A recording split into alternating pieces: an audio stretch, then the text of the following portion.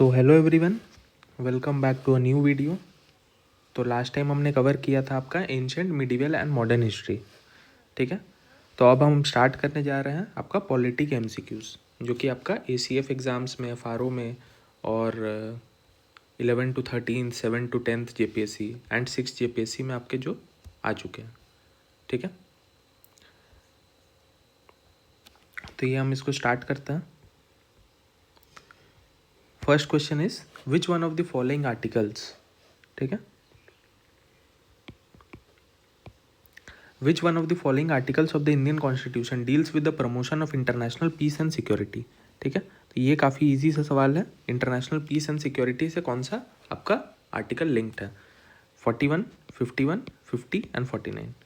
तो ये काफ़ी इजी सवाल था, तो इसका आपका आंसर हो जाएगा आर्टिकल 51।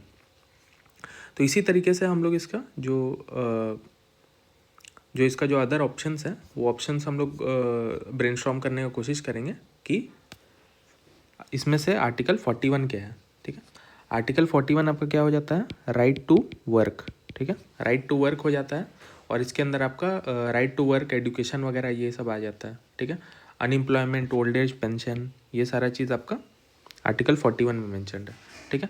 आर्टिकल 50 में क्या मैंशनड है? इसमें है आपका separation of executive from judiciary, ठीक है। ये आपका मेंशनड है। आर्टिकल 49 में आपका क्या मेंशनड रहेगा? आर्टिकल 49 आपका लिबरल इंटेलेक्चुअल प्रिंसिपल्स है और इसमें आपका मेंशनड है टू प्रोटेक्ट मॉन्यूमेंट्स, ठीक है। प्रोटेक्ट मॉन्यूमेंट्स, प्लेसेस, इस टाइप का नेशनल इंपॉर्टेंस का जो है वो सारा चीज़ आपका इसमें आएगा, ठीक है। तो इससे आपका एक काफ़ी इंपॉर्टेंट टॉपिक आपके सामने आता है जिससे हर समय आपका सवाल बनता है, विच इज़ डीपीएसपी, ठीक है, directive principles of state policy. अब ये क्यों इंपॉर्टेंट है? आर्टिकल 36 to 51 काफ़ी इंपॉर्टेंट है and these are divided into 3 separate groups. एक आपका ग्रुप है सोशलिस्ट प्रिंसिपल्स, एक आपका है गांधीयन एंड एक आपका है लिबरल इंटेलेक्चुअल, ठीक है। तो हम लोग एक बार इसको ये कर लेते हैं, रिकॉल कर लेते हैं सारा कि इसमें क्या क्या आता है।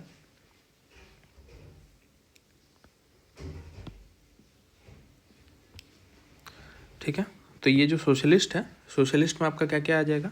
आपका आ जाएगा article 38 social order and inequalities. आपको सोशल ऑर्डर मेंटेन करना है और आपको इनइक्वालिटीज़ पे आपको काम करना है, ठीक है। फिर एक आपका आता है आर्टिकल 39, ठीक है। 39 में आपका क्या आ जाता है? Equal pay for equal work, ठीक है, फॉर मैन एंड वुमेन। तो ये आपका काफ़ी इंपॉर्टेंट टॉपिक रहता है आपके एसेज वगैरह में, ये आपसे बहुत काफ़ी पूछता है, ठीक है। फिर आपका एक आ जाता है आपका आर्टिकल 39A। 39A आपका क्या हो जाएगा? लीगल, फ्री लीगल एड, ठीक है, free legal aid to the poor. तो ये आपका अफोर्डेबल जस्टिस सबको दिलाने के लिए इस पे ये होता है। आर्टिकल 41 हमने डिस्कस कर लिया, आर्टिकल 41 भी इसमें आता है, ठीक है। तो 41 में आपका राइट टू वर्क है। फिर आपका आर्टिकल 43 आएगा इसमें। 43 इज रिलेटेड टू वेजेस, ठीक है, लिविंग वेजेस वगैरह, इस पर आपको प्रॉपर वेजेस मिले और एक स्टैंडर्ड ऑफ अच्छा लाइफ रहे आपका जो वर्कर्स के लिए है उसके लिए, ठीक है। एक और चीज़ आपका इसमें ऐड करना चाहूँगा कि 41 सेक्शन 41 में आपका मैटरनिटी लीव भी रहता है, ठीक है। मैटरनिटी लीव भी आपका इसमें रहेगा। फिर आर्टिकल 43A है आपका, ठीक है। 43A आपका रिलेटेड है with the participation of worker, ठीक है, participation of worker in industries, ठीक है। इंडस्ट्रीज़ का मैनेजमेंट में उनका योगदान होना चाहिए, ठीक है। फिर इसके बाद एक आता है आपका आर्टिकल 47, ठीक है। आर्टिकल 47 है, उसका अलग अलग इंटरप्रिटेशन है, कहीं पे वो सोशलिस्ट में भी आता है, कहीं पे गांधीयन में भी आता है, ठीक है। तो इस टाइप का आपका ये है। तो 47 में आपका स्टैंडर्ड ऑफ लिविंग के बारे में बात करता है, ठीक है, किस टाइप का आपका स्टैंडर्ड ऑफ लिविंग है, किस टाइप का आप न्यूट्रिशन ले रहे हो, ठीक है, ये सारा आपका इसमें आता है।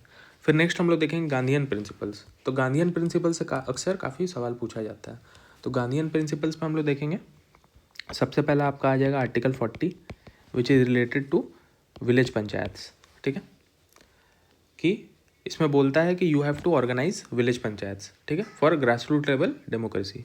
दूसरा चीज़ आपका आ जाता है आर्टिकल 43 में, ठीक है। 43 आपका वेजेस के ऊपर भी बात करता है और 43 आपका कोऑपरेटिव सोसाइटीज़ के बारे में बात करता है, ठीक है, कि आप लोग को कोऑपरेटिव सोसाइटीज़ को बूस्ट करना है, ठीक है। सॉरी 43B आता है, ठीक है, 43B आ जाता है आपका कोऑपरेटिव सोसाइटीज़ में। फिर आपका आ जाएगा आर्टिकल 46 आ जाएगा। आर्टिकल 46 में आपका welfare of SC ST and the other weaker sections, ठीक है, अदर वीकर सेक्शंस को आपको ध्यान देना है। उसके बाद फिर आर्टिकल 47 आ जाएगा, जो कि मैंने बोला कि यहाँ standard of living and nutrition पे भी काम करता है एंड यहाँ पे बोलता है कि you have to stop intoxication, ठीक है, आपको लिकर वगैरह और ये सारे चीज़ आपको बंद करना है, ड्रग्स वगैरह का आपका कंजम्पशन नहीं करना है। And the last one is article 48, ठीक है। Article 48 is related with the protection of environment and protection of environment आपका लिबरल इंटेलेक्चुअल प्रिंसिपल्स में वो प्रोटेक्शन करेगा, बट इन गांधीयन प्रिंसिपल्स 48 आपका जो इसका इंटरप्रिटेशन बनता है that is to ban cow slaughter, ठीक है, बैन काउ स्लॉटर, ठीक है। फिर लिबरल इंटेलेक्चुअल में हम लोग लिबरल इंटेलेक्चुअल में आएंगे तो फिर हम लोग देखेंगे आर्टिकल 44, ठीक है। आर्टिकल 44 में आपका यूनिफॉर्म सिविल कोड आता है, ठीक है। तो यूनिफॉर्म के सिविल कोड में आप कमेंट सेक्शन में बताइएगा अभी रिसेंट चेंजेस क्या है, which state has implemented the UCC, ठीक है, रिसेंटली। तो ये सर आप बताइएगा, फर्स्ट जो भी है फर्स्ट स्टेट वो भी आप बताइएगा। फिर आर्टिकल 45 हम लोग देखेंगे 45 में आपका आता है एजुकेशन वाला क्लॉज आता है, ठीक है, to provide early childhood care up to the age of 6 years, ठीक है, 6 साल तक का आपको अर्ली चाइल्डहुड केयर देना है। फिर नेक्स्ट हम लोग देखेंगे आर्टिकल 48, ठीक है। अब 48 यहाँ पे क्या करता है, 48 इज़ टू प्रमोट एग्रीकल्चर, ठीक है, एग्रीकल्चर को प्रमोट करना है आपको और आपको एनिमल हस्बेंड्री जो है वो आपको साइंटिफिक लाइंस पे करना है, ठीक है। फिर आपको 49 हम लोग देखेंगे आर्टिकल 49। तो 49 में आपका ये मॉन्यूमेंट्स वाला हमने देखा था, you have to protect the monuments, ठीक है। 50 हम लोग देखेंगे separation of executive and judiciary, ठीक है। एंड 51 जो हमने देखा है यहाँ पे इंटरनेशनल पीस एंड सिक्योरिटी। तो ये आपका सारा DPSP हो गया। सवाल आपका यहीं से बनता है, ठीक है। तो इस चीज़ को आप थोड़ा सा देख लीजिएगा आराम से, ठीक है, बट अच्छे से। यहाँ से आपका काफ़ी सवाल पूछा जाता है और कन्फ्यूज़न यहाँ बहुत होता है, ईजी सा रहता है बट लोग इसका आंसर नहीं कर पाते। नेक्स्ट हम लोग देखेंगे the resolution removing the vice president of India can be moved in. कहाँ पे आप रेजोल्यूशन मूव कर सकते हैं, ठीक है, Lok Sabha alone, either house of parliament joint sitting या राज्यसभा अलोन। तो ये आपका ACF में आया था, इसका आंसर हो जाएगा आपका राज्यसभा अलोन, ठीक है।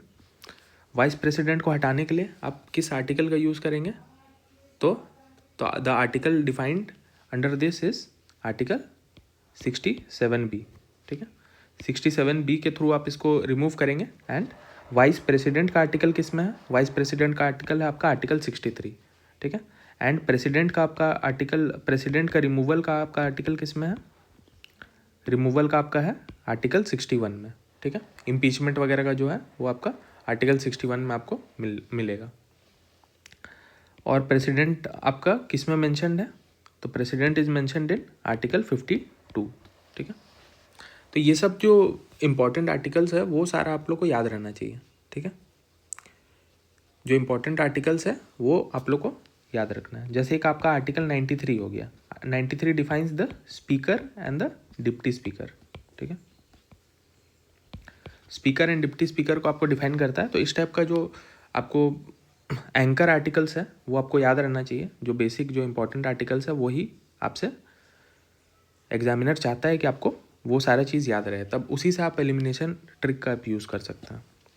नेक्स्ट हम देखते हैं कि विच of the following is correctly matched. तो कौन सा सही मैच्ड है, इलेक्शन ऑफ प्रेसिडेंट, ठीक है, this comes under article 54, this is correct. Term of the office of president, तो this comes under article 56 which is also correct. Qualification for the election as president, ये भी आपका correct है, ठीक है, 58 भी आपका करेक्ट है। Procedure for impeachment of president, तो ये आप देख सकते हैं कि इम्पीचमेंट कितना इंपॉर्टेंट है प्रेसिडेंट का, विच कम्स अंडर आर्टिकल 61, यहाँ पे आपका 66 दिया हुआ है। तो ये आपसे एग्जामिनर को यही देखना था कि आपको ये चीज़ पता है कि नहीं, आपको इम्पीचमेंट का जो आर्टिकल है वो आपको याद है कि नहीं, वो आपका यही चेक करने की कोशिश कर रहा था, ठीक है। इलेक्शन से उसको कोई मतलब नहीं था, टर्म से उसको कोई मतलब नहीं था, क्वालिफिकेशन से उसको कोई मतलब नहीं था, बट आपको इम्पीचमेंट एटलीस्ट याद रहना चाहिए था, ठीक है। तो ये सारा आपका बेसिक आर्टिकल्स जो है तो वो आपको याद रखना चाहिए था, ठीक है। तो इसमें बोल रहा है which is not correctly match, तो आपका हो जाएगा आर्टिकल 66 इज द आंसर, ठीक है। तो आर्टिकल्स वगैरह आपको एटलीस्ट जो बेसिक आर्टिकल्स वगैरह है तो वो आप लोग को याद रहना चाहिए, ठीक है। तो उससे आपको काफ़ी हेल्प मिलेगा। तो इसमें आपका जैसे आर्टिकल 52 में आपका प्रेसिडेंट के बारे में दिया हुआ है, ठीक है।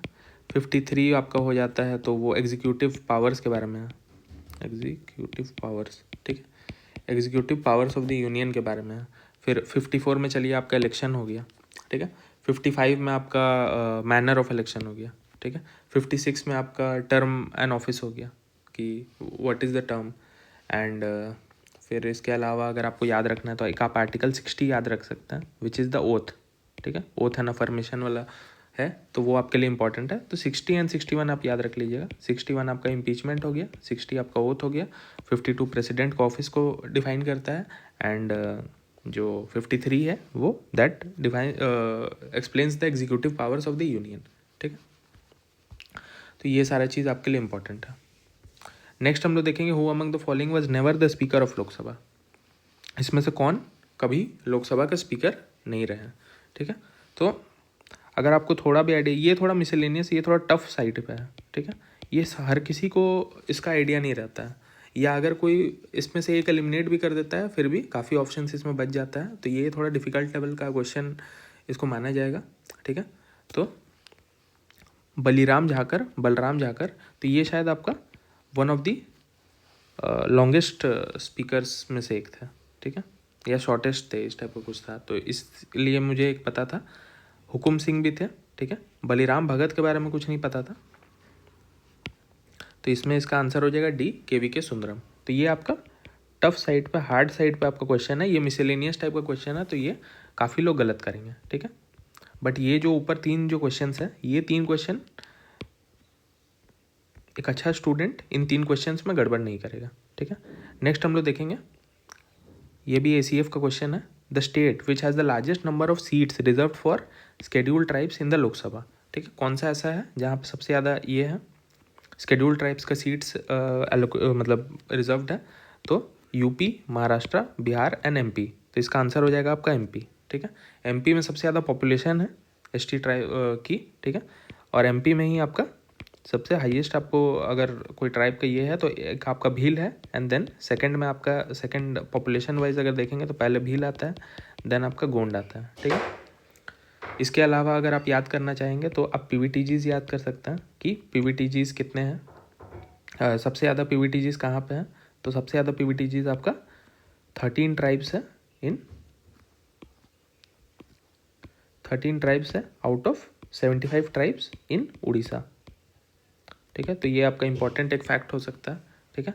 इससे आप एक और चीज़ याद कर सकते हैं, कमेंट सेक्शन में आप बताइएगा कि how many PVTGs are there, ठीक है, how many PVTGs are there in Jharkhand and what are the names, ये चीज़ आपके लिए काफ़ी इंपॉर्टेंट है। और इसमें एक और सवाल आपसे पूछा जा सकता है कि what is the highest population, कौन से PVTG का सबसे हाईएस्ट पॉपुलेशन है एंड कौन से PVTG का सबसे लोएस्ट पॉपुलेशन है, ये आपसे पूछा जा सकता है, ठीक है। तो इस तरीके से आप इसको लिंक करके इसको ये कर सकते हैं, ठीक है। तो कमेंट सेक्शन में बताइएगा किन्हीं को इनका आंसर पता है तो, ठीक है। नेक्स्ट हम लोग देखेंगे which of the following pairs is not correctly matched, तो ये आपका थीम क्या हो गया, PRIs, ठीक है, पंचायती राज इंस्टीट्यूशंस एंड आपको म्यूनिसिपैलिटीज़ का भी आपको आर्टिकल सारा याद रहना चाहिए, ठीक है। तो हम लोग PRIs का देखेंगे, PRIs में क्या क्या चीज़ इंपॉर्टेंट है। तो PRIs में सबसे फर्स्ट रिजर्वेशन ऑफ सीट्स, ठीक है, तो ये सारा आपको याद करना पड़ेगा, तो reservation of seats is correct, ठीक है। सेकंड हम लोग देखेंगे 243B कॉन्स्टिट्यूशन है, ठीक है। आर्टिकल 243K ये आपका इलेक्शन से रिलेटेड है, and article 243J which is related to audit, ठीक है। ऑडिट आपका ये चीज़ गलत कर देता है, ठीक है। तो इसका आपका आंसर हो जाएगा 243J, जो कि is not a correct pair. तो इस हिसाब से आपको ये करना है। तो जैसे आप याद कर सकते हैं आर्टिकल 243 में आपका क्या मेंशन्ड है, आर्टिकल 243 में आपका मेंशन्ड है अबाउट द डेफिनेशन, ठीक है। What is the definition of Panchayati Raj institution, और इन सब चीज़ के बारे में आपका मेंशन्ड है, ठीक है। इसके अलावा अगर हम लोग आगे बढ़ते हैं तो हम लोग देखेंगे कि 243A में इम्पॉर्टेंट है क्लॉज अबाउट द ग्राम सभा। ग्राम सभा इसलिए इम्पॉर्टेंट है बिकॉज पेसा एक्ट झारखंड में लागू हो चुका है, and PESA act is important because उसमें 13 districts are completely covered and 3 districts are partially covered, ठीक है। एंड कौन से 3 डिस्ट्रिक्ट पार्शियली कवर्ड है, आपका पलामू हो जाएगा, गोड्डा हो जाएगा, गढ़वा हो जाएगा, ठीक है, PGG। तो ये आपके लिए काफ़ी इंपॉर्टेंट हो जाएगा। और ये नोटिफाई आपका कब हुआ था, 2023 में नोटिफाई हुआ था, बट लागू अभी हुआ है, ठीक है। नेक्स्ट हम लोग आगे बढ़ते हैं। 243A इसमें इंपॉर्टेंट है।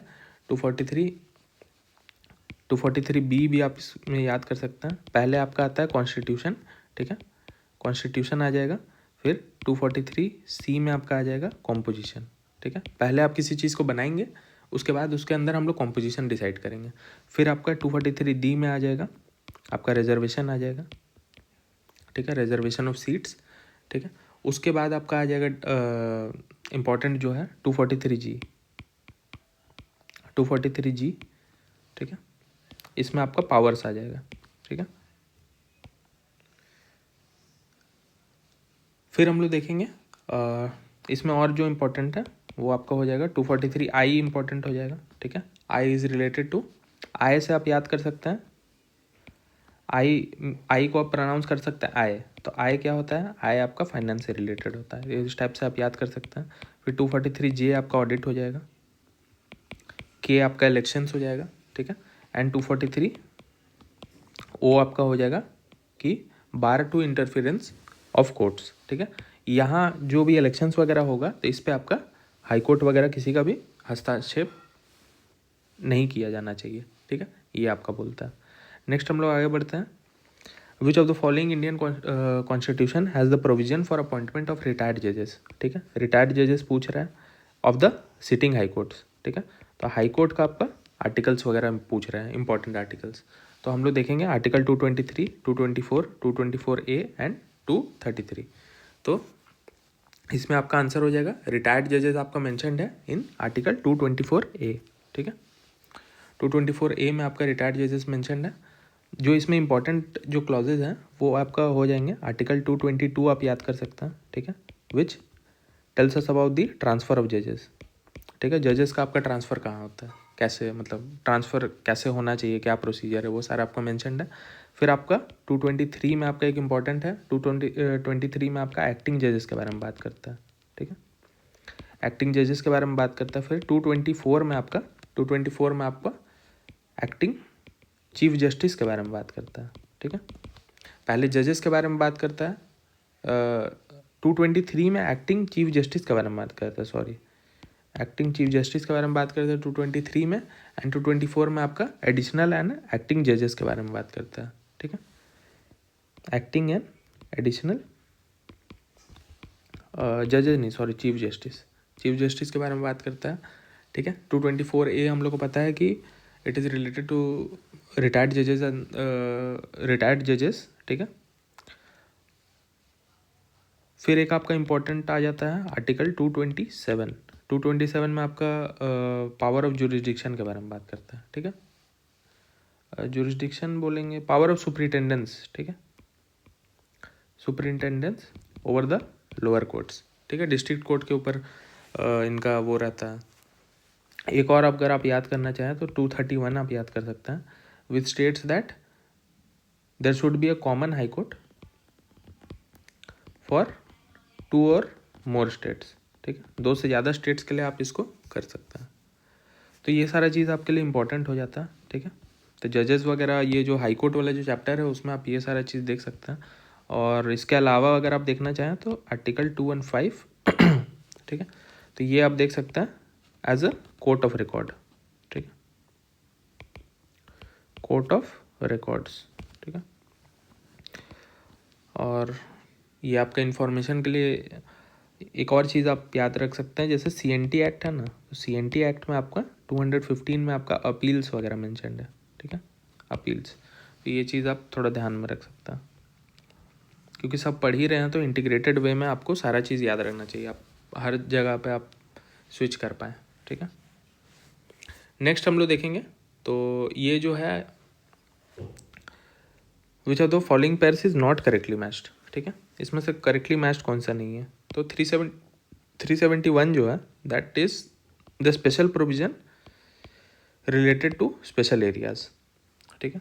तो ये सारा आप लोग को याद ही रहना चाहिए, तभी आप इसको कर पाएंगे। तो इसका क्या है, 370 जो है that is related with Jammu and Kashmir, ये रिपील किया गया था, तो ये आपको पता होना चाहिए। 371 आपका क्या हो जाएगा, महाराष्ट्र एंड गुजरात के बारे में। 371A आपका हो जाएगा मणिपुर हो जाएगा आपका, ठीक है। सॉरी 371A आपका नागालैंड हो जाएगा, ठीक है, नागालैंड हो जाएगा। 371B जो आपका हो जाएगा वो आपका हो जाएगा मणिपुर, आसाम हो जाएगा, ठीक है, आसाम। ये आपका कुछ इस तरीके से आप याद कर सकते हैं, MN AMAC अमैक स्मैग के, ठीक है। तो आपका ये हो गया महाराष्ट्र गुजरात हो गया, फिर आपका नागालैंड हो गया, नागालैंड के बाद आसाम हो गया, आसाम के बाद आपका 371C में आपका हो जाएगा मणिपुर, ठीक है। मणिपुर आपका हो गया, मणिपुर के बाद आपका A से हो जाएगा आंध्र प्रदेश, D में आपका आंध्रा हो जाएगा, ठीक है। C में आपका हो जाएगा E में आपका हो जाएगा, C से आपका सेंट्रल यूनिवर्सिटीज़, ठीक है, सेंट्रल यूनिवर्सिटीज़। उसके बाद इन आंध्र प्रदेश, ठीक है। उसके बाद आपका F में क्या हो जाएगा, F में हो जाएगा आपका S से सिक्किम, EFG, G से आपका हो जाएगा M से मिजोरम, ठीक है। A से आपका क्या हो जाएगा, अरुणाचल प्रदेश, जी EFGHI, हाँ अरुणाचल। फिर J से आपका हो जाएगा, G से गोवा, K से आपका कर्नाटका, ठीक है। तो इस तरीके से आप इसको याद कर सकते हैं, ABCDEFG H, अच्छा H गायब हो गया ना, ये गलत, ये हो गया HIJ, ठीक, ये आपका सीक्वेंस है। तो इस तरीके से आप इसको याद कर सकते हैं, ठीक है। निमोनिक याद कर सकते हैं, MNAMAC स्मैग के, ठीक है। तो इस निमोनिक से आप 371 को ईजिली आप याद कर सकते हैं, ठीक है। तो इसका आपका आंसर क्या हो जाएगा, कौन सा इज नॉट करेक्टली मैच्ड,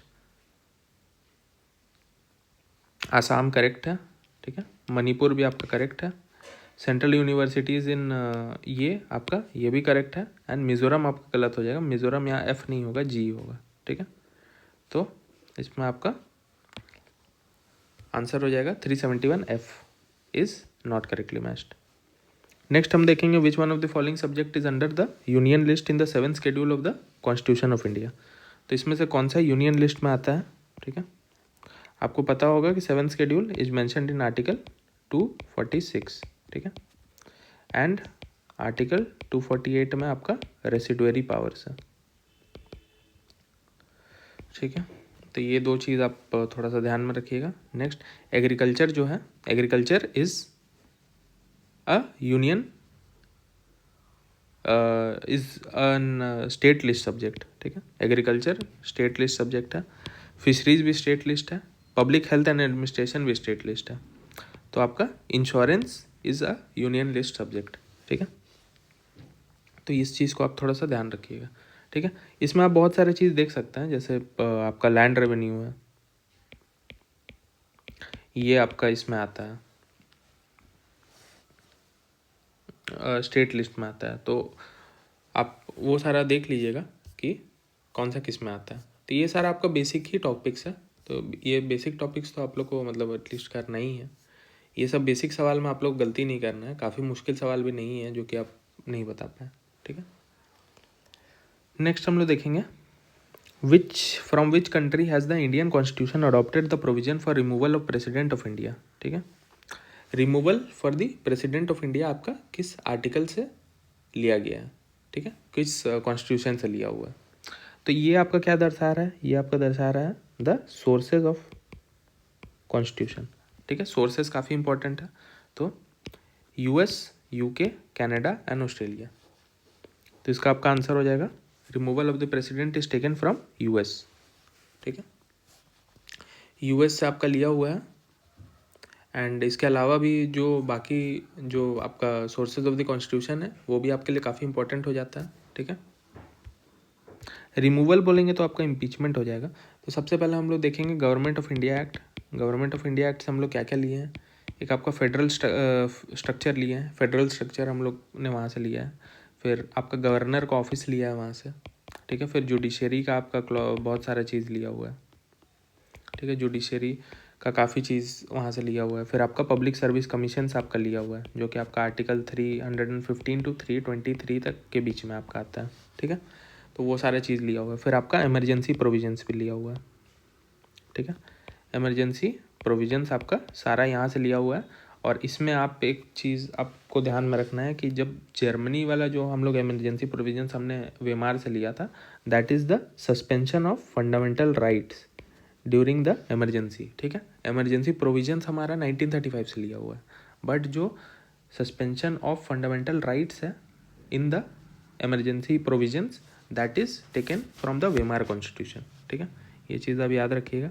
फिर ब्रिटिश कॉन्स्टिट्यूशन से क्या क्या है। ब्रिटिश से आपका पार्लियामेंट्री गवर्नमेंट हो जाएगा। उसके अलावा आपका रूल ऑफ लॉ हो जाएगा, ठीक है, रूल ऑफ लॉ हो जाएगा। फिर सिंगल सिटीजनशिप हो जाएगा।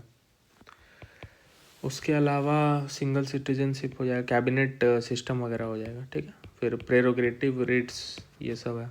तो ये सब आप लोग को याद करना है, ठीक है। फिर यूएस कॉन्स्टिट्यूशन जहाँ से ये है, तो यूएस कॉन्स्टिट्यूशन से आपका फंडामेंटल राइट्स दिया हुआ है। फिर इंडिपेंडेंट जुडिशरी आपका है, ठीक है। इंडिपेंडेंट जुडिशरी आपका हो गया, इम्पीचमेंट वगैरह हो गया।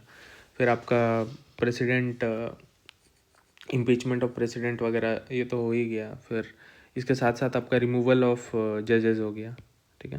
इम्पीचमेंट के साथ आपका दोनों का रिमूवल इसमें आपका मेंशन्ड है, ठीक है। और आपका प्रियम्बल भी आपका यहीं से लिया हुआ है। तो ये सारी चीज़ आप ध्यान में रखिएगा। फिर आयरिश कॉन्स्टिट्यूशन हो गया। आयरिश से आपका लिया हुआ है डीपीएसपी लिया हुआ है, ठीक है। डीपीएसपी लिया हुआ है। फिर आपका एक और जो मेथड ऑफ प्रेसिडेंशियल इलेक्शन है वो भी आपका यहीं से लिया हुआ है, मेथड ऑफ प्रेसिडेंशियल इलेक्शन। उसके अलावा आपका nomination of members to the Rajya Sabha, ये भी आपका यहीं से लिया हुआ है, ठीक है। तो इसी तरीके से आपको सारा ये का करना है। जैसे एक और इम्पॉर्टेंट है आपका वेमार कॉन्स्टिट्यूशन है, काफ़ी इम्पोर्टेंट है। फिर आपका कनाडा कॉन्स्टिट्यूशन है। कनाडा से आपका क्या क्या लिया हुआ है। तो कनाडा से आपका जो federation with a strong centre, ठीक है, स्ट्रॉन्ग सेंटर का जो चीज़ है वो यहाँ से लिया हुआ है। फिर आपका इम्पॉर्टेंट में आपका फिर वही रेसिडुअरी पावर्स है यहाँ से लिया हुआ है, ठीक है। तो ये सारी चीज़ आप लोगों को हमेशा ध्यान में रखना है कि कौन सा कहाँ से लिया हुआ है। फिर यूएसएसआर से आपका क्या है। तो यूएसएसआर से हम लोग देख सकते हैं कि फंडामेंटल ड्यूटीज़ है, ठीक है, फंडामेंटल ड्यूटीज़ है। फिर आपका प्रियम्बल के अंदर जो आपका सोशल इकोनॉमिक पॉलिटिकल आपका जो आइडियल्स वगैरह जो जस्टिस का दिया हुआ है वो आपका यहाँ से लिया हुआ है, ठीक है। तो ये सारा चीज़ आपके लिए काफ़ी इंपॉर्टेंट है। साउथ अफ्रीकन से भी जैसे फ्रेंच रेवोल्यूशन हो गया, फ्रेंच कॉन्स्टिट्यूशन हो गया। तो फ्रेंच कॉन्स्टिट्यूशन में आपका क्या क्या लिया हुआ है। आपका ideals of liberty, equality, fraternity, ये सारा हो गया। फिर आपका रिपब्लिक जो टर्म है वो आपका यहाँ से लिया हुआ है, जो मतलब नेचर है। तो वो सारे चीज़ यहाँ से लिया हुआ है। साउथ अफ्रीकन से आपका अमेंडमेंट वगैरह लिया हुआ है, अमेंडमेंट ऑफ द कॉन्स्टिट्यूशन, ठीक है। फिर आपका अमेंडमेंट एक है और एक और आपका राज्यसभा से रिलेटेड है। एक एक बार आप वो देख लीजिएगा, मतलब ये में ऑस्ट्रेलिया में आपका राज्यसभा से एक ये है, शायद election of the Rajya Sabha members है, ठीक है। ये इलेक्शन ऑफ राज्यसभा मेंबर्स है। तो ये आपका वहाँ से लिया हुआ है, ऑस्ट्रेलियन से, ठीक है। तो ये आपको सारा चीज़ को आपको ध्यान में रखना है, ये मतलब आपका बेसिक क्वेश्चन है, ठीक है। बेसिक क्वेश्चंस को आप गलत नहीं कर सकते क्योंकि ये कोई भी एक अच्छा स्टूडेंट इन सब चीज़ों को ध्यान में रखेगा, ठीक है। Which of the following pairs is not correctly matched with reference to municipalities. तो म्यूनिसिपैलिटीज़ का भी आपको आर्टिकल याद रहना काफ़ी इंपॉर्टेंट है, ठीक है। तो म्यूनिसिपैलिटीज़ हम लोग देखेंगे कि क्या है इसका, ठीक है। तो सबसे पहले हम लोग देखते हैं आर्टिकल 243T। तो ये दिस इज़ करेक्ट, ठीक है। रिजर्वेशन ऑफ सीट्स ये आपका बिल्कुल करेक्ट है। उसके बाद हम लोग देखेंगे आर्टिकल 243V, ठीक है, ये भी आपका करेक्ट है। 243Y ये भी आपका करेक्ट है। एंड 243ZA, तो दिस इज़ रॉन्ग। ZA में आपका इलेक्शंस आता है, ठीक है। तो आपका आंसर क्या हो जाएगा, 243ZA इज़ रॉन्ग, ठीक है। इसके अलावा अगर हम लोग को याद करना है तो हम लोग देखेंगे 243Q देखेंगे। Q is related to the powers, Q is related to sorry the powers नहीं, म्यूनिसिपैलिटीज़, ठीक है। जैसे ग्राम सभा है उसी तरीके से यहाँ म्यूनिसिपैलिटीज़ का पावर रहता है, ठीक है। कॉन्स्टिट्यूशन वगैरह कैसे होगा, किस टाइप से होगा। उसके अलावा ये हम लोग देख सकते हैं रिजर्वेशन ऑफ सीट्स आप याद कर लीजिए। फिर डिस्क्वालिफिकेशन उतना इम्पोर्टेंट नहीं है, बट इसके अलावा आप याद करते हो पावर्स याद कर सकते हैं। 243W आपका हो गया पावर्स, ठीक है। फिर इसके अलावा 243Y हो गया, Y is related to finance, ठीक है। फाइनेंस इंपॉर्टेंट है। 243ZA है, that is related to elections, ठीक है। इसके अलावा 243ZD है, ZD आपका डिस्ट्रिक्ट प्लानिंग से रिलेटेड है, ठीक है। एंड ZE जो है that is related to metropolitan planning. तो ये सारे चीज़ आपके लिए इंपॉर्टेंट है, ठीक है। ये सारे चीज़ आप ध्यान में रखिएगा। नेक्स्ट हम लोग देखेंगे how many districts of Jharkhand are fully और पार्शियली कवर्ड अंडर पेशा। तो ये आपका 16 में आ जाएगा। इसमें 13 + 3 हो जाएगा। 3 में आपका पलामू, गोड्डा, गढ़वा, ठीक है, 3 डिस्ट्रिक्ट्स आ जाएगा। नेक्स्ट हम लोग देखेंगे in the Indian constitution the right to equality is granted under 5 articles. तो ये काफ़ी बेसिक चीज़ है। तो 5 आर्टिकल्स किस में है, 14 to 18, ठीक है। फिर हम लोग नेक्स्ट देखेंगे which article of the Indian constitution has the provision of attendance of retired जजेस at sittings of the supreme court. तो हाई कोर्ट का आपसे एक बार पूछ लिया आर्टिकल्स, अब सुप्रीम कोर्ट से आपका आर्टिकल्स पूछ रहा है कि सुप्रीम कोर्ट का आपका जो रिटायर्ड जजेस का क्लॉज है वो आपका किस में है, ठीक है। तो ये भी आपको याद करना काफ़ी ज़रूरी है। तो सुप्रीम कोर्ट का आपका रिटायर्ड जजेस आपका हो जाएगा आर्टिकल 128 में, ठीक है। 126 में आपका क्या है, 126 में आपका appointment of chief justice of India है, ठीक है। 127 में आपका मेंशन्ड है एडहॉक जजेस के बारे में, ठीक है, एडहॉक जजेस। 128 पे आपका ये है रिटायर्ड जजेस, ठीक है। 129 में आपका कोर्ट ऑफ रिकॉर्ड है, ठीक है, court of record. High court में यही कोर्ट ऑफ रिकॉर्ड आपका 215 में मेंशन्ड है, ठीक है। 215 में मेंशन्ड है, ठीक है। इसके अलावा आपका 130 हो गया। तो 130 में आपका सीट ऑफ सुप्रीम कोर्ट के बारे में बात करता है, ठीक है। इसके अलावा अगर आप याद करें तो 120 में आपका language used in the court, इसके बारे में आपका बात होता है, ठीक है। सुप्रीम कोर्ट में इसके अलावा 131 इंपॉर्टेंट है which is related to original jurisdiction. 132 से 135 आपका हो जाएगा अपील्स। 136 आपका हो जाएगा स्पेशल लीव पिटिशन। 137 आपका हो जाएगा, ये भी इम्पोर्टेंट है, which is related to review of the judgements. इसके अलावा 142 इम्पोर्टेंट है which is related to decree, ठीक है। देन 143 आपका है which is the advisory role, ठीक है, ऑफ द सुप्रीम कोर्ट्स। तो ये सारे चीज़ आपके लिए इम्पोर्टेंट है। नेक्स्ट हम लोग देखेंगे which amendment of the Indian constitution empowers the president to send back any matter of reconsideration by the council of ministers, ठीक है। तो काउंसिल ऑफ मिनिस्टर से रिकन्सिडरेशन वाला जो क्लॉज है वो कब ऐड किया हुआ था, तो it was added in the 42nd amendment act, ठीक है। एंड 42nd अमेंडमेंट को आप हम लोग मिनी कॉन्स्टिट्यूशन भी बोल सकते हैं। ठीक है, जितना इम्पोर्टेंट जो आर्टिकल्स जो अमेंडमेंट्स वगैरह हैं वो आपको ध्यान में रहना चाहिए। मतलब सारा तो अब याद करना पॉसिबल नहीं है, बट फ्लैगशिप वगैरह जितना भी है तो वो आपके लिए थोड़ा ध्यान रखना काफ़ी इम्पोर्टेंट है। ठीक है, तो अगर आप याद करेंगे, सबसे पहला अगर हम लोग देखेंगे तो फर्स्ट अमेंडमेंट हुआ था शंकरी प्रसाद केस, लैंड रिलेटेड जो लैंड लॉज को चेंज किया गया था तो उससे। ठीक है, तो वो आपका 1951 में हुआ था।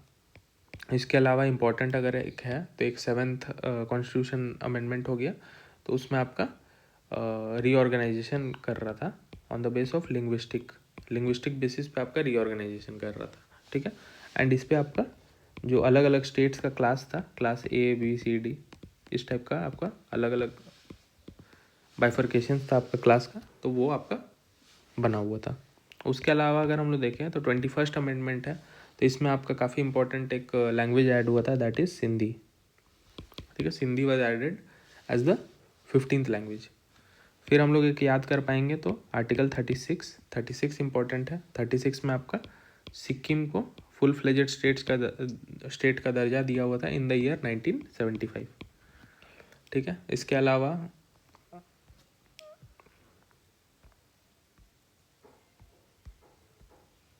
अलावा अगर हम लोग इसमें देखें तो इसमें एक और आपका 52nd आपका इम्पोर्टेंट है, एंटी डिफेक्शन लेके आया था।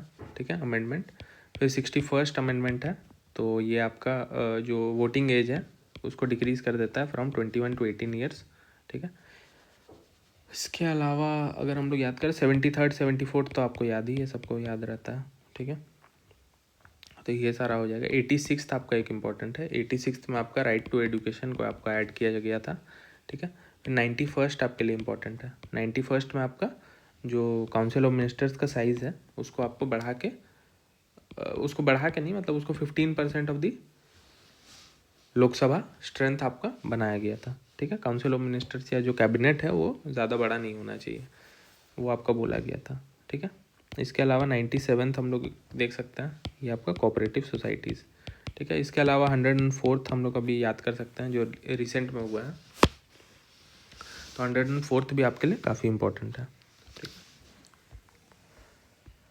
नेक्स्ट हम लोग देखेंगे which article of the Indian constitution provides that it shall be the duty of the Indian union to protect every state against external aggression and external internal disturbances. तो ये किस article में बोला गया है, तो दिस इज 215 में आपका क्या है, सुप्रीम कोर्ट का हाई कोर्ट का आपका अपील्स है। अभी हमने देखा था अपील्स, सॉरी अपील्स नहीं है, कोर्ट ऑफ रिकॉर्ड है, कोर्ट ऑफ रिकॉर्ड है। ठीक है, 275 में आपका ग्रांट्स वगैरह के बारे में है। ठीक है, सेंटर स्टेट रिलेशंस 275 ग्रांट्स के बारे में है। 325 आपका किसके बारे में है, 324 तो आपका इलेक्शन कमीशन है। 325 आपका इलेक्टोरल रोल्स के बारे में बात करता है। एंड 326 आपका यूनिवर्सल अडल्ट सफरेज के बारे में बात करता है। ठीक है, एंड 355 में अगर हम लोग देखें तो 355 में आपका इंटरनल डिस्टर्बेंसेस वगैरह के बारे में आपका बात करता है। ठीक है, नेक्स्ट हम लोग देखेंगे the 9th schedule of the Indian constitution was added by, तो किस आर्टिकल से ऐड हुआ था 9th शेड्यूल, तो ये आपका ऐड हुआ था फर्स्ट अमेंडमेंट से। ठीक है, शंकरी प्रसाद केस से आपका ऐड हुआ था। Which of the following statements are true about TRAI. ठीक है, telecom regulatory authority of India, तो इट वॉज इस्टेब्लिश इन 1997, बिल्कुल सही स्टेटमेंट है। स्टैट्यूटरी बॉडी है, that it is created by an act of the parliament, yes. फिर it regulate the telecom services, tariff fixation वगैरह करवाता है, यस बिल्कुल सही। एंड इसका हेडक्वार्टर आपका मुंबई में नहीं है, इट इज़ इन दिल्ली। ठीक है, तो ये भी आपका मिसलेनियस टाइप का सवाल है, क्योंकि try does not come under polity. ठीक है, तो थोड़ा सा ये है। इसके अलावा हम लोग नेक्स्ट देखेंगे which of the following committees were appointed to inquire into the working of Panchayati Raj institution. तो पंचायती राज इंस्टीट्यूशन में आपका कौन कौन सा कमिटीज़ था? इट वाज बैग, LTG, Balwant Rai Mehta, Ashok Mehta, GVK Rao, LM Singhvi, Thungon and जी से गाडगिल। ठीक है, इसमें बस एक ही ये ने बोला था कि there should be a 2-tier system. ठीक है, तो इसमें आपका कौन कौन है? LM सिंघवी है, GVK राव है, अशोक मेहता है एंड बलवंत राय मेहता है। ये तो ये सारा आपका इसमें आ जाएगा। ठीक है, तो इसमें आपका आंसर हो जाएगा ऑल ऑफ दी अबव। ठीक है, नेक्स्ट हम लोग देखेंगे which of the following statements about the CAG of India is not true. ठीक है, तो कैग आपका किस आर्टिकल में आ जाएगा? CAG comes under article 148। ठीक है, 148 में आता है एंड 150 में बोलता है कि the CAG should have his own, should report the, should give his report in the manner the parliament wants. ठीक है, या जो भी manner in the manner president wants. ठीक है, तो ये आपका एक इम्पॉर्टेंट चीज़ है। ठीक है, कि जो फॉर्म ऑफ अकाउंट्स होना है तो वो आपका 150 में मेंशनड है एंड जो ऑडिट के बारे में आपका मेंशन है दैट इज मेंशनड इन 151। ठीक है, तो इसमें क्या बोलता है कि नॉट ट्रू, रॉन्ग स्टेटमेंट खोजना है। तो हम लोग नीचे से पढ़ना स्टार्ट करेंगे। He can be removed only on the ground of proved in behaviour और मिस कैपेसिटी। बिल्कुल सही है, इसी ग्राउंड्स पे इनको हटाया जा सकता है। ठीक है, तो 3 तो होगा, तो ये और ये एलिमिनेट हो गया। फिर हम लोग देखेंगे he is not eligible for further office under the government of India. ठीक है, बिल्कुल सही, इनको नहीं ये किया जाएगा। ठीक है, तो 2 भी होगा, तो 2 एक ही जगह है, तो आंसर आपका यही हो जाएगा। ठीक है, 2 and 3। ये आपका फर्स्ट स्टेटमेंट गलत है because the administrative expenses of the office are subject to vote of parliament. ठीक है, तो ये आपका इसका ऑफिस का इंडिपेंडेंस को ख़त्म कर देता है, जो कि काफ़ी ज़रूरी है। फिर हम देखेंगे reasonable restrictions on freedom of speech and expression under article 19 can be imposed in the interest of. तो रीजनेबल रेस्ट्रिक्शन आपका कब कब लग सकता है, कब इम्पोज किया जा सकता है? Under article 19(2). तो ग्राउंड्स देखते हैं। पहला ग्राउंड से सिक्योरिटी ऑफ स्टेट। तो सिक्योरिटी अगर कॉम्प्रोमाइज़ होता है तो ज़रूर से आपका रीजनेबल रेस्ट्रिक्शंस लगेगा। तो 1 तो आपका होना ही चाहिए। ठीक है, तो 1 यहाँ पे नहीं है, तो यहाँ पे आप एलिमिनेट कर सकते हैं। फिर हम दूसरा देखेंगे डिफेमेशन। तो डिफेमेशन ऑफ स्टेट भी आप अगर आप अपने स्टेट को डिफेम कर रहे हो तो वो भी आपका रीजनेबल रेस्ट्रिक्शंस के अंदर आता है। ठीक है, तो ये भी सेकंड भी आपका हो गई। ठीक है, थर्ड आपका हो गया सेडिशन। तो सेडिशन आपका पहले अलाउड था। ठीक है, अंडर सेक्शन 124A। ठीक है, पहले अलाउड था बट इसका मिसयूज जब होने लगा तो इट वाज डिसकंटिन्यूड। ठीक है,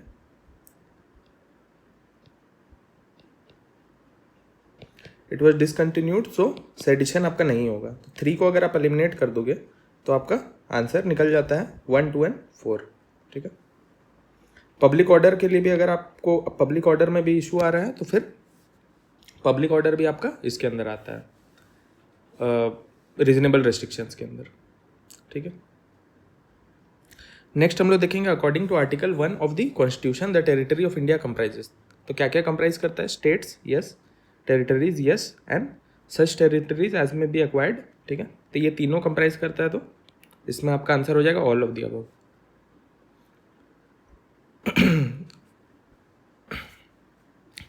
which of the following words were added to the preamble by the 42nd constitutional amendment act. ठीक है, तो कौन कौन सा 42nd अमेंडमेंट पे ऐड हुआ था? तो आपका सोशलिस्ट जो है that was added in the 42nd amendment. एक आपका इंटेग्रिटी ऐड हुआ था।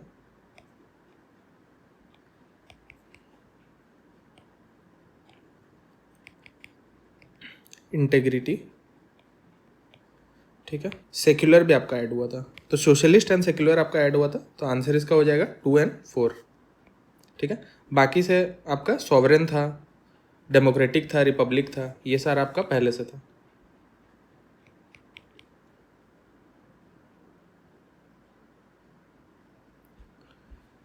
ठीक है, नेक्स्ट हम लोग देखते हैं which of the following are included in the DPSP। तो DPSP के अंदर आपका क्या क्या इंक्लूडेड है। तो हमने जैसे ऊपर देखा था DPSP वॉज वेरी इंपॉर्टेंट। ठीक है, DPSP का सारा आपको आर्टिकल्स आना बहुत ज़रूरी है। तो हम लोग इसमें देखते हैं कौन कौन सा DPSP के अंदर आता है। Equal pay for equal work for women, तो ये आपका DPSP के अंदर आता है अंडर आर्टिकल 39। ठीक है, फिर राइट टू वर्क भी आपका DPSP के अंदर आता है अंडर आर्टिकल 41। तो ये दोनों तो आपका आता है 1 and 2। Public assistance in case of unemployment, तो अनएम्प्लॉयमेंट के लिए ऐसा कोई प्रोविजन आपका दिया नहीं हुआ है, तो 3 को आप एलिमिनेट कर देंगे तो 1 and 2 आपका आंसर निकल जाएगा। ठीक है, फिर नेक्स्ट हम लोग देखेंगे which of the following is not correctly match, तो इसमें से कौन सा करेक्टली मैच नहीं है। ठीक है, आर्टिकल 22। अब यहाँ पे आप देख सकते हैं 2 आर्टिकल से, एक आर्टिकल 20 है एंड एक आर्टिकल 22, जो कि काफ़ी इंपॉर्टेंट है। ठीक है, इन दोनों में काफ़ी कन्फ्यूजन रहता है कि 20 में क्या है एंड 22 में क्या है। तो हम लोग पहला स्टेटमेंट पढ़ेंगे, article 22(1) information on the grounds of arrest. तो अगर आपको अरेस्ट किया जा रहा है तो आपको पता होना चाहिए व्हाट आर द ग्राउंड्स, आपको किस बिना पे आपको अरेस्ट किया जा रहा है। तो this statement is completely correct. ठीक है, नेक्स्ट हम लोग देखेंगे right to be defended by legal practitioner. ठीक है, लीगल प्रैक्टिशनर भी आपको मिलना चाहिए, ये भी आपका एक इसमें ये है, आपको एक राइट है कि आप किसी भी अपने पसंद का लॉयर को आप डिफेंड करने के लिए आप रख सकते हो। ठीक है, थर्ड हम लोग देखेंगे प्रिवेंटिव डिटेंशन बियॉन्ड 3 months। ठीक है, तो प्रिवेंटिव डिटेंशन जो है वो आपका 3 months के बियॉन्ड भी आपको डिटेन किया जा सकता है if there is proper grounds. ठीक है, एंड फोर्थ हम लोग देखेंगे पार्लियामेंट में प्रिस्क्राइब डिटेंशन बियॉन्ड 3 months। तो ये आपका जो स्टेटमेंट डी है दैट इज इनकरेक्ट। ठीक है, 3 months के बियॉन्ड आपको नहीं किया जा सकता है and that too by the parliament, parliament आपको डिटेन नहीं कर सकता है। ठीक है, तो ये सब पावर्स जो है जुडिशरी के पास आपके पास पावर्स रहता है। ठीक है, नेक्स्ट हम लोग देखेंगे which article of the Indian constitution relates to the representation of Anglo Indian community in the state legislative assemblies. ठीक है, एंग्लो इंडियन कम्युनिटीज से रिलेटेड आपका कौन कौन सा आर्टिकल्स था। तो एंग्लो इंडियन आपका 104th में रिपील किया गया था, तो उसके अंदर आपका ये सारा आर्टिकल्स आपको थोड़ा बहुत बेयर मिनिमम आइडिया होना चाहिए कि इसमें आपका क्या क्या है। ठीक है, तो इसमें अगर ये पे देखें हम लोग दैट इज आर्टिकल 333, तो 333 is related to Anglo Indians. ठीक है, ये आपका बिल्कुल करेक्ट स्टेटमेंट है, 333 is related to Anglo Indians. ठीक है, and 331 is also related to Anglo Indians. 331 में आपका लोकसभा का एंग्लो इंडियंस है एंड 333 में आपका स्टेट लेजिस्लेटिव असेंबलीज का एंग्लो इंडियंस के बारे में बात किया हुआ है, तो ये दोनों आपका रिपील कर दिया गया था। फिर 334 में आपका SC एंड ST का रिजर्वेशन के बारे में बात किया हुआ है। ठीक है, 332 में आपका SC एंड ST का रिजर्वेशन का बात किया हुआ है in the state legislative assemblies.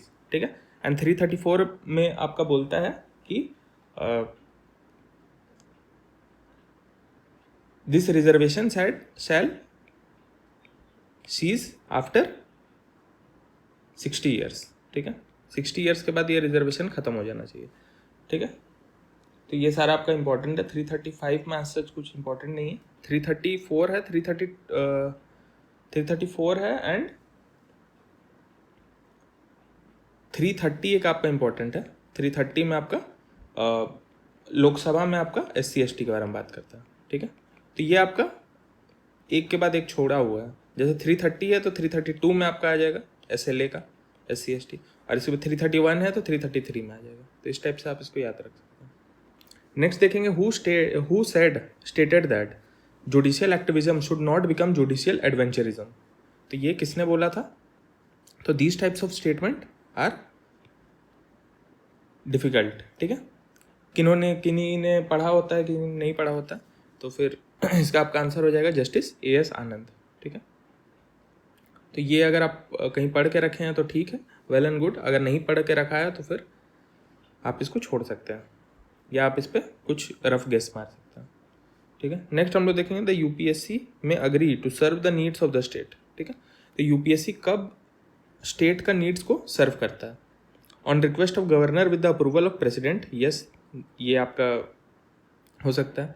On request of chief minister, chief minister के लिए वो काम नहीं करता है, प्राइम मिनिस्टर के लिए भी नहीं करता, ये आप एलिमिनेट कर सकते हैं। इलेक्शन कमीशन के लिए भी नहीं करता है, and governor and prime minister का भी ये के लिए नहीं करता है।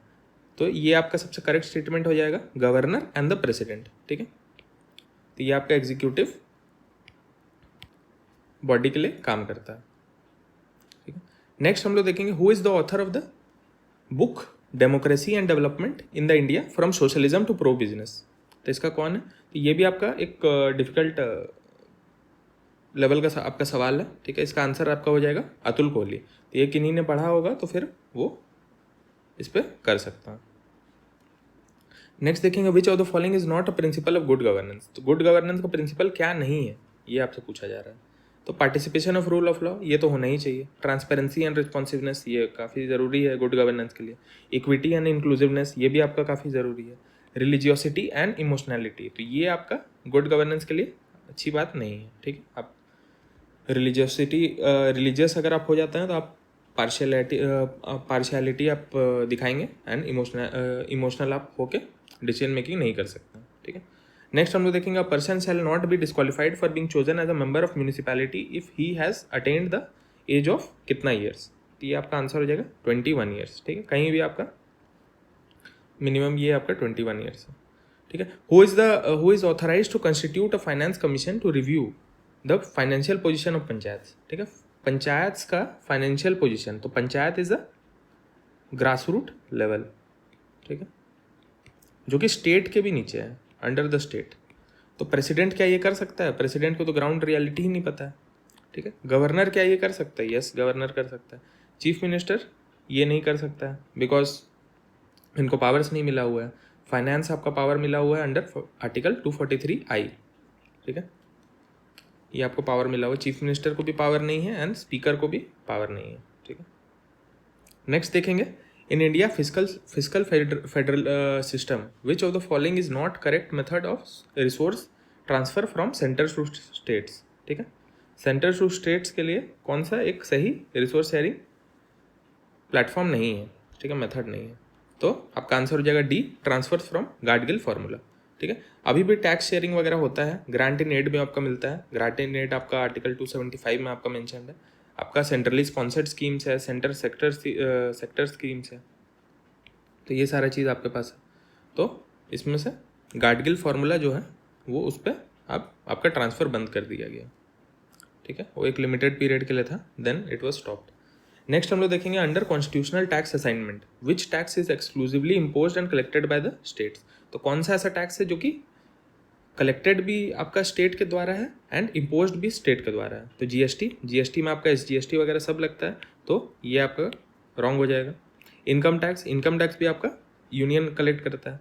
Revenue tax, yes, revenue tax आपका लैंड, ये आपका जो टॉपिक हो जाएगा वो 7th शेड्यूल से रिलेटेड हो जाएगा, ठीक है। 7th शेड्यूल से आपका टॉपिक रिलेटेड हो जाएगा, जिसके अंदर आर्टिकल 246 आता है एंड आर्टिकल 248 आता है, ठीक है। तो इस पर आप थोड़ा सा देख लीजिएगा, ये 2-3 बार आपका रिपीट हो चुका है। तो ये टॉपिक से आपका सवाल पूछा जा सकता है कि what is in the union list, state list and in the concurrent list, ठीक है। फिर कॉर्पोरेशन टैक्स, तो corporation tax is also a union subject, ठीक। तो ये भी आपका नहीं कलेक्ट किया जाएगा। नेक्स्ट हम लोग देखेंगे in which constitutional amendment was the provision to curb defections from political parties enacted. तो डिफेक्शन आपका किस में था? तो ये आपका था अंडर 52nd अमेंडमेंट एक्ट, ठीक है, 1985, ठीक है। इसके अंदर एक काफ़ी फेमस केस हुआ था इस डिफेक्शंस वगैरह को लेके, जिसका नाम है कियोतो होलोहान केस, ठीक है। कियोतो होलोहान केस हुआ था, वो आपके लिए इंपॉर्टेंट है। नेक्स्ट हम लोग देखेंगे under which article of the constitution of India are taxes levied and collected by the centre but distributed between the centre and the states, ठीक है। तो किस ये में आपका कलेक्ट किया जाएगा bye the centre but they will be distributed between the states, ठीक है, between the centre and the states, ठीक है। तो आर्टिकल 268, 269, 270 एंड 271। तो इसका आपका आंसर क्या हो जाएगा? इसका आपका आंसर हो जाएगा आर्टिकल 269, ठीक है। 268 में आपका क्या मेंशन्ड है? 268 में आपका मेंशन्ड है कि it will be levied bye the union but collected and appropriated by the state. ठीक है, ये आपका एक हो गया। 270 में आपका क्या मेंशन है कि the taxes are levied, sorry 270 में ये आएगा। ठीक है, 270 में आपका इसका आंसर हो जाएगा 270। इसमें आपका हो जाएगा taxes levied and distributed between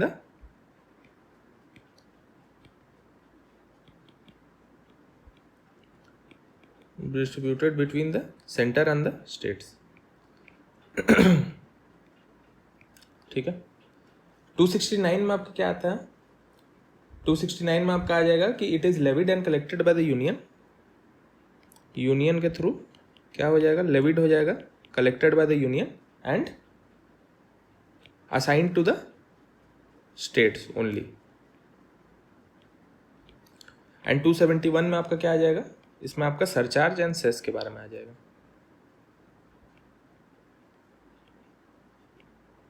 surcharge and cess. ठीक है, फिर 275 में आपका ग्रांट्स वगैरह है, 280 में आपका फाइनेंस कमीशन है। इस टाइप से आप इसको ये कर सकते हैं। नेक्स्ट देखेंगे, which of the following is not a feature of good governance. तो गुड गवर्नेंस का फीचर कौन नहीं है? अकाउंटेबिलिटी होगा, ट्रांसपेरेंसी होगा, रूल ऑफ लॉ होगा, रेड टेपिज्म आपका नहीं होगा। रेड टेपिज्म आपका गुड गवर्नेंस का पार्ट नहीं है। तो गुड गवर्नेंस से भी आपका देखिए सवाल आ रहा है, बट आप सवाल का लेवल देखिए कितना प्यारा प्यारा सवाल आ रहा है। ठीक है, इन सबको आप आराम से डील कर सकते हैं, थोड़ा सा लॉजिक लगाएंगे तो आपसे बन जाएगा। नेक्स्ट हम लोग देखेंगे, who rejected the principles of administration as mere myth and proverb. ठीक है, तो ये आपका पब्लिक एडमिनिस्ट्रेशन से कहा जाता है। इसमें कौन बोलता है as administration as a mere myth and proverb? तो इसमें आपका आंसर हो जाएगा हर्बर्ट साइमन। ठीक है, तो ये सब जो क्वेश्चंस है, तो ये सब क्वेश्चंस के लिए आप लोगों को पब्लिक एडमिनिस्ट्रेशन पढ़ना होगा। ठीक है, पब्लिक एडमिनिस्ट्रेशन पढ़ना होगा, बट दीज क्वेश्चंस आपका एक दो ही आता है, मतलब 3-4 ही आएगा, आपसे स्टेटमेंट पूछेगा और आपको उसी में आपको बताना है। ठीक है, एंड जो क्वेश्चंस रहता है वो भी आप इजी लेवल का आता है। गुड गवर्नेंस क्या है, which is not a feature of good governance, इस टाइप का नेचर का सवाल आता है। और इस टाइप का जो ये जो हार्ड सवाल है, तो ये आपका एक दो ही आता है, तो इसको आप इसको अवॉइड कर सकते हैं। ठीक है, क्योंकि इस पर समय लगाना और फिर एक नया चीज़ पढ़ना, उसके बाद फिर उस चीज़ को आपको देखना, तो वो आपके लिए थोड़ा सा फिजिबल नहीं है। आपको जो चीज़ आपका स्ट्रांग है उसको और स्ट्रांग करना है, जो चीज़ आपका एवरेज है उसको भी आपको स्ट्रांग करना है। ठीक है, एंड जो चीज़ आपका वीक है उसको आपको एवरेज करना है। ठीक है, एटलीस्ट आपको एवरेज करना है, या तो उसको आप अगर आप कर पाओ तो आप उसको स्ट्रांग कर लीजिए। ठीक है, तो जो चीज़ आपका वीक है या आपका एवरेज है उसको आप उस पर आप काम कीजिए ज़्यादा। ठीक है, एंड ये सब जो मिसलेनियस टाइप का एक दो सवाल आता है उसके पीछे आप मत भागिए, वो कट ऑफ डिसाइड नहीं कर रहा है, वो कोई नहीं पढ़ के जाता है, वो सब वहाँ पे गेस वर्क पे काम करता है। ठीक है, नेक्स्ट देखेंगे, the state is everywhere, it leaves hardly a gap. ठीक है, this statement explains the concept of. तो स्टेट हर जगह है and it leaves hardly a gap. तो ये आपका क्या दर्शा रहा है? ये आपका दर्शा रहा है अ वेलफेयर स्टेट। ठीक है, वेलफेयर स्टेट में आपका स्टेट हर जगह रहता है। ठीक है, नेक्स्ट हम लोग देखेंगे, in which report of the second ARC reforms were the barriers to good governance in India identified. तो barriers to good governance in India identify किस रिपोर्ट में आपका हुआ था? Ethics in governance, citizen centric administration, promoting e governance या local governance. तो इसका आपका आंसर हो जाएगा B, citizen centric administration the heart of governance. ठीक है, तो ये दो सवाल आपका आया था ARC से। एक आपका एथिक्स इन गवर्नेंस का एक आपसे पूछा था कि कौन सा रिपोर्ट है, एंड दूसरा ये आपसे पूछा है सिटीजन सेंट्रिक गवर्नेंस के लिए। ठीक है, तो इसको भी मैं रिकमेंड करूँगा कि अगर आप चाहते हैं इसको पढ़ना तो आप एथिक्स इन ये आपका पढ़ लीजिए, ये 2 ऑप्शन, ये 4 ऑप्शन आप पढ़ लीजिए। ठीक है, सेकेंड ARC का बस ये 4 ऑप्शन आप इसको पढ़ लीजिएगा, बस इतना ही इनफ होगा। ठीक है, इससे ज़्यादा इधर उधर जाने की ज़रूरत नहीं है, क्योंकि अब देयर इज़ नो गारंटी कि इस टाइप का सवाल फिर से आएगा। ठीक है, ये आपका हर दूसरा साल या हर ऑल्टरनेट JPSC में आपका आ रहा है। ठीक है, तो हो सकता है कि नेक्स्ट में ना आए, या किसी और चीज़ का नेक्स्ट में वेटेज बढ़ जाए, किसी और चीज़ को क्वेश्चन पूछ लिया जाए। तो ये सब आपका है, ये सब आपका बाउंसर क्वेश्चन है। ठीक है, और एक आपका ट्रिक है कि आपका जो सबसे लंबा ऑप्शन जो होता है, यूजुअली जो सबसे ज़्यादा एक्सप्लेन्ड रहता है, सबसे ज़्यादा डिस्क्राइब्ड रहता है, दैट इज़ द आंसर। ठीक है, तो इसके पीछे अगर आप आपको गेस करना ही है तो आप ये एक लॉजिक लेके चल सकते हैं, ठीक है। नेक्स्ट देखेंगे under which article of the Indian constitution is the district planning committee constituted. तो डिस्ट्रिक्ट प्लानिंग कमेटी आपका किस में कंस्टिट्यूटेड है, तो आपको इतना तो पता है कि 243 में है, ठीक है, आर्टिकल 243। ये दोनों आप एलिमिनेट कर सकते हैं। अब ZE में है या ZD में, ये आपको अगर आप पढ़ के रखते हैं तो आपसे हो जाता है। डिस्ट्रिक्ट प्लानिंग कमेटी जो है दैट इज इन ZD, ठीक है। एंड ZE में आपका क्या है, ZE में आपका है मेट्रोपॉलिटन प्लानिंग कमेटी, ठीक है। तो ये सारा आर्टिकल्स आप याद कर लीजिएगा, म्यूनिसिपैलिटीज़ का भी आपके लिए काफ़ी इंपॉर्टेंट है। नेक्स्ट हम लोग देखेंगे कि match the following years with the committees, ठीक है। तो कौन कौन सा किस ईयर में कमिटीज़ आपका इसमें बना हुआ है, ठीक है। लोकल फाइनेंस इंक्वायरी कमेटी कब बना है, ये बना है आपका 1949 to 51। फिर आपका टैक्सेशन इंक्वायरी कमेटी आपका बना है 1953-54 में। रूरल अर्बन रिलेशनशिप कमेटी आपका बना है 63 to 66 में। एंड 85 to 88 में आपका बना है नेशनल कमीशन ऑन अर्बनाइजेशन, ठीक है। तो आंसर आपका हो जाएगा ABCD, ठीक है। तो ये सब भी आपका बाउंसर क्वेश्चन है, ये आपका मुश्किल लेवल का क्वेश्चन है। इसके लिए आप ये आपका कहीं जल्दी इसके बारे में इंफॉर्मेशन दिया भी नहीं हुआ है और बहुत लोग इसको नहीं पढ़ते हैं, ठीक है। बहुत क्या 95% लोग इसको नहीं आइडेंटिफाई कर पाते हैं, ठीक है। तो ये इन सब चीज़ों के पीछे भागना बेवकूफ़ी है। जो इजी क्वेश्चन है उन सब चीज़ को आप डील करिए, ठीक है। जैसे कि यहाँ पे who among the following term the drafting committee as the drifting committee. तो किसने ड्राफ्टिंग कमेटी को ड्रिफ्टिंग कमेटी बोला था, तो N गोपालस्वामी अयंगर, नज़रुद्दीन अहमद, SN मुखर्जी या TT कृष्णमाचारी। तो आंसर इसका हो जाएगा B Nasiruddin Ahmad.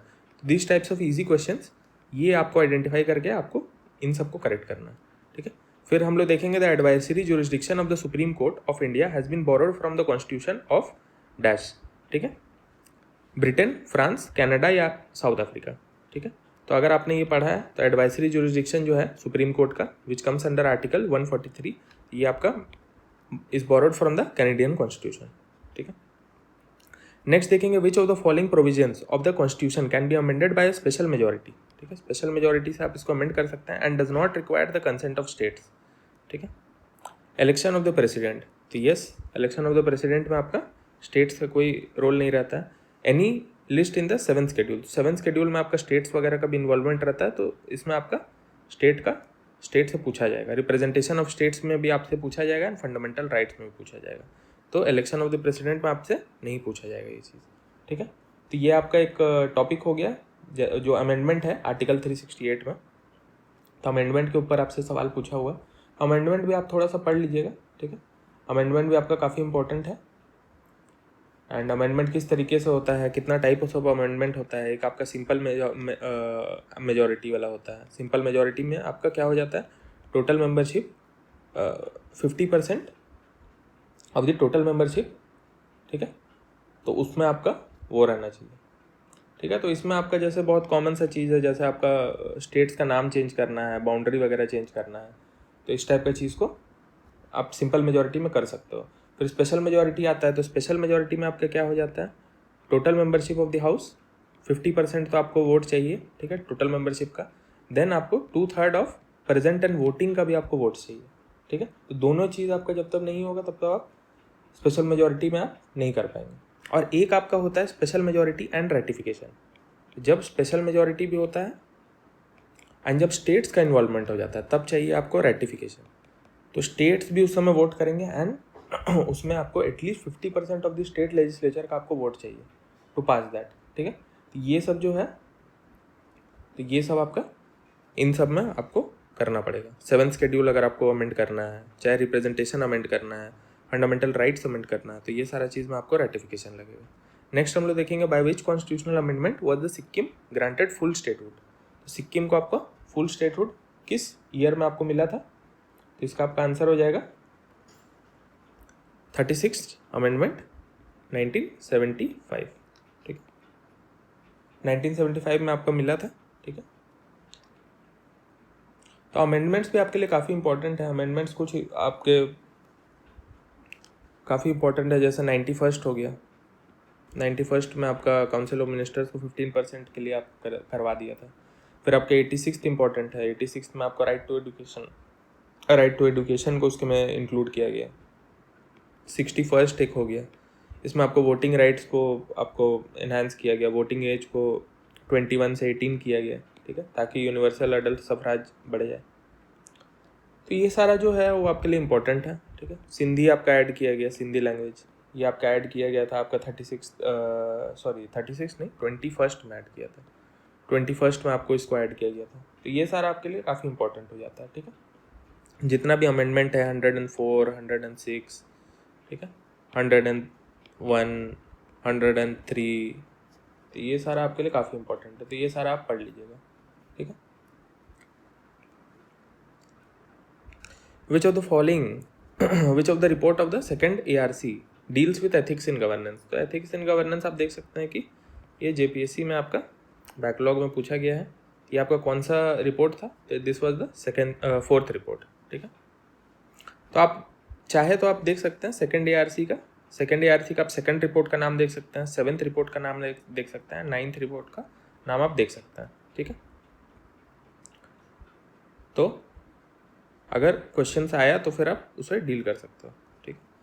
Which of the following states were the first to establish the institution of, ये लोकायुक्त होगा, establish the institution of Lokayukta. तो लोकायुक्त सबसे पहले आपका महाराष्ट्र में इस्टेब्लिश किया गया था, ठीक है। नेक्स्ट हम लोग देखेंगे the concept of citizens charter was first articulated and implemented in. तो सिटीजन्स चार्टर आपका कब हुआ था? It was in the year 1991, ठीक है। नेक्स्ट देखेंगे on which recommendation was the department of personal created in India in 1970। तो किस ईयर पे आपका डिपार्टमेंट ऑफ पर्सनल को क्रिएट किया गया था? तो it was on the recommendation of first ARC reforms, ठीक है। ये सब आपका पब्लिक एडमिनिस्ट्रेशन से आपका क्वेश्चन है, ठीक है। देखिए ये आपका इजी क्वेश्चन आ गया, ये आप गलत नहीं करना था। Which article deals with the audit of and accounts of the panchayat. तो ऑडिट आपका कितना बार पूछा जा रहा है? 243J, ठीक है। इस समय आपका ऑडिट पूछा गया था और यही सेम ऑडिट आपका RFO में पूछा गया, यही सेम ऑडिट आपका ACF में पूछा गया, ठीक है। ये आपके लिए काफ़ी इंपॉर्टेंट है। ये जो ऑप्शन है 243I ये काफ़ी बार रिपीट हुआ है, फाइनेंस से रिलेटेड है, K आपका इलेक्शन से रिलेटेड है, ठीक है। तो ये सब आपसे बार बार पूछा जा रहा है, तो फिर इन सबको आपको डिकोड करना है कि उस समय पूछा गया था तो इस समय अब न्यू एग्जाम्स में भी सेम चीज़ को पूछा जा रहा है, घुमा के कुछ और सेम टॉपिक से सवाल पूछा जा रहा है, बट सेम पूछा जा रहा है, ठीक है। नेक्स्ट हम लोग देखेंगे which committee recommended a 2-tier system panchayati raj. तो किसने 2-tier सिस्टम किया था? It was Ashok Mehta committee, ठीक है। तो इसमें हमने याद किया था बैग LTG, ठीक है। Balwant Rai Mehta, Ashok Mehta, GVK Rao, LM थंगवन, LM Singhvi, T से थंगवन हो जाएगा एंड G से गाडगिल, ठीक है। तो ये आपके लिए इम्पोर्टेंट है, ये बार बार आपसे पूछा जा रहा है कि पंचायती राज में क्या हुआ नहीं हुआ। फिर नेक्स्ट हम लोग देखेंगे आपका which constitutional amendment bifurcated the combined national commission for scheduled caste and scheduled tribe into separate bodies.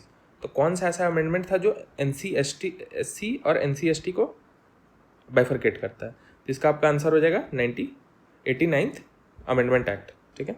89th में आपका किया गया था और ये भी आपका काफ़ी इंपॉर्टेंट है, ठीक है। फिर 93rd में आपका क्या है? 93rd में आपका कोऑपरेटिव सोसाइटीज़ के बारे में था, ये तो मिनी कॉन्स्टिट्यूशन था आपका, ठीक है। फिर 44th भी आपसे पूछा जा रहा है। तो ये सारा जितना भी अमेंडमेंट्स आपका यहाँ पे रिपीट हो रहा है, ये सारे आपको करने हैं, ठीक है। ये सारे आपको देख के जाने कि किसमें क्या अमेंडमेंट हुआ, और आपका जैसे रिसेंट जितना भी अमेंडमेंट्स है वो सारा आपके लिए काफ़ी इंपॉर्टेंट है, तो वो सब आप लोगों को देख के जाना है, क्योंकि ये बार बार रिपीटिंग थीम्स है। फिर ये एक बेसिक क्वेश्चन आ जाता है, how many parts, articles, schedules were there in the original Indian constitution. तो ओरिजिनल में कितना था? तो ये सारा आपसे पूछा जा रहा है, तो इसका आंसर हो जाएगा आपका 22 पार्ट, 395 आर्टिकल्स एंड 8 शेड्यूल, ठीक है। 9th शेड्यूल में आपका लैंड लॉस था, ठीक है। 10th शेड्यूल में आपका एंटी डिफेक्शन आ गया। 11th एंड 12th में आपका म्यूनिसिपैलिटीज़ एंड पंचायती राज आ गया, ठीक है। इस टाइप से आपका ऐड होते गया बाद में। तो इसके साथ हमारा जो ये पॉलिटी का जो क्वेश्चन है ये आपका कंप्लीट हो जाता है। तो इसमें हम लोग क्या थीम्स देख सकते हैं? सबसे पहला थीम जो है एक आपका अमेंडमेंट्स है, अमेंडमेंट्स आपका पूछा जा रहा है, ठीक है। दूसरा चीज़ हम लोग देख सकते हैं पंचायती राज से आपको पूछ रहा है, ठीक है। पब्लिक एडमिनिस्ट्रेशन से भी सवाल है, बट मोस्ट ऑफ देम अगर मान के चलिए 3 या 4 सवाल अगर आपसे पूछ रहा है तो 2 डुएबल है, इस टाइप का आपसे क्वेश्चन पूछ रहा है, तो आप वो पढ़ के भी बता सकते हैं। यहाँ पे भी आप देख सकते हैं अमेंडमेंट पूछ रहा है, फिर आपसे बेसिक सवाल पूछ रहा है, आर्टिकल 368 वगैरह पूछ रहा है। तो स्टार्टिंग का जो लक्ष्मीकांत में जो आपका दिया हुआ है, स्टार्टिंग का जो चैप्टर्स वगैरह दिया हुआ है, जिसमें आपका 368 अमेंडमेंट तक का आर्टिकल के बारे में आपका दिया हुआ है, फंडामेंटल राइट्स है, DPSP है, ठीक है, ये सारा आपका बहुत इंपॉर्टेंट है। फंडामेंटल ड्यूटीज़ है, इसके अलावा आपका पार्लियामेंट हो गया, ठीक है, बेसिक स्ट्रक्चर डॉक्ट्राइन हो गया आपका, फिर आपका मोटा मोटी आपका सवाल इसी से आ रहा है, ठीक है। फंडामेंटल ड्यूटीज से कुछ सवाल पूछ ले रहा है, DPSP से तो पक्का 1 से 2 सवाल रह रहा है, फंडामेंटल राइट से भी आपका सवाल रह रहा है, ठीक है। फिर आपका पार्लियामेंट वगैरह से काफ़ी सवाल है, पार्लियामेंट से आपका गवर्नर एंड इसका रोल के बारे में आपसे ज़्यादातर सवाल पूछ रहा है, एग्जीक्यूटिव के बारे में पूछ रहा है, ठीक है। जुडिशरी का आर्टिकल्स पूछ रहा है, जुडिशरी का। तो ये बार बार रिकरिंग थीम्स है, ठीक है। ये सबको आपको आइडेंटिफाई करना है और इसको करना है। देखिए यहाँ पे पंचायती राज पूछ रहा है, तो इस टाइप का आप लोगों को क्वेश्चंस को इसको आपको गलत नहीं करना है। फिर आपका सेंटर स्टेट रिलेशन से भी आपका पूछा जा रहा है, ठीक है। तो कुछ चुनिंदा आइडेंटिफाइबल टॉपिक्स है जो कि मुझे लगता है कि 15-16 टॉपिक्स होंगे, जिसमें से आपका बार बार सवाल बन रहा है। तो आप इसको बार बार अगर आप इसको 2-3 बार देखेंगे, जैसे ये है UPSC, ये सबको ही पढ़ता है, ठीक है। आर्टिकल आपका 315 से 323 तक के बीच में आता है, तो ये सब पढ़ता है। फिर आपका अमेंडमेंट्स वगैरह के बारे में पूछ रहा है, ये सब थोड़ा सा बाउंसर क्वेश्चन है, बट देखिए आर्टिकल 22 पूछ रहा है, थोड़ा सा आपको अच्छे से देख के जाना है, सब क्लॉजेस वगैरह भी देख के जाना है, ठीक है। बेसिक आर्टिकल्स है, 22 हो गया, 20 हो गया, ये सब में आदमी कंफ्यूज होता है, ठीक है। 20 में आपका एक्स डी फैक्टो लॉ वगैरह आता है, डबल जीओपार्डी, ये सब आता है। तो आदमी को ये सब ध्यान रखना है। आर्टिकल 32 के बारे में आपको अच्छे से रखना है, 226 के बारे में रखना है, दोनों के बीच का आपको डिफरेंस पता रहना चाहिए। तो ये सारा चीज़ आपसे बार बार पूछ रहा है। DPSP देखिए, आर्टिकल्स वगैरह अगर आपको याद है तो आप इसको ईजिली डील कर लेंगे। ये सब देखिए, ये सब कितना ईजी सवाल है आर्टिकल 1 वाला। फिर 42nd अमेंडमेंट से आपसे पूछ रहा है, आप पूछ सकता है आपसे 44th भी पूछ सकता है, ठीक है, क्या क्या चेंजेज आया। तो ये सारा चीज़ आपसे पूछा जा रहा है, ठीक है। मोटा मोटी आप बहुत डुएबल इसमें क्वेश्चन है, ठीक है। तो बार बार अगर आप इसको थोड़ा सा देखें तो आप इसमें आइडेंटिफाई कर सकते हैं कि कुछ चुनिंदा थीम्स है। 7th शेड्यूल हो गया, बार बार पूछ रहा है, फिर ये सब आर्टिकल्स हो गया, ये आपसे ये आइडेंटिफाई करवा रहा है, ये आपको दिखाने का कोशिश कर रहा है, एक रोड मैप दिखाने की कोशिश कर रहा है कि कैसे आपका ये सब क्वेश्चन आप पूछा जा सकता है, ठीक है। गवर्नर पूछा जा सकता है, गवर्नर का आर्टिकल्स, फिर आपका प्रेसिडेंट का आर्टिकल्स आपसे पूछा जा सकता है, फिर उसके बाद आपसे जुडिशरी का आर्टिकल्स पूछा जा सकता है, ठीक है। जुडिशरी में आपका सुप्रीम कोर्ट, हाई कोर्ट दोनों, रिटायर्ड जजेस किस में आता है, आपका एडिशनल जजेस किस में आता है, चीफ जस्टिस किस तरीके से अपॉइंट होता है, वो सारा जो आपका दिया हुआ है वो सारा इसमें आपसे पूछ रहा है, ठीक है। इम्पीचमेंट के बारे में आपसे पूछ रहा है, प्रेसिडेंट का इम्पीचमेंट कैसे होता है, वाइस प्रेसिडेंट के बारे में आपसे पूछ रहा है, ठीक है।